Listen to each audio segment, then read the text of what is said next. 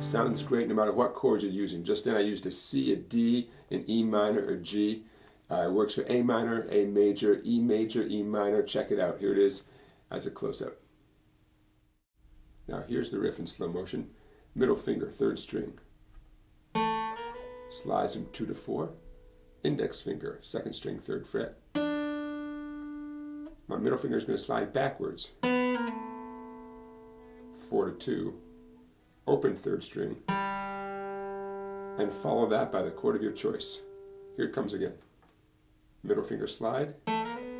Index. Middle finger slides back.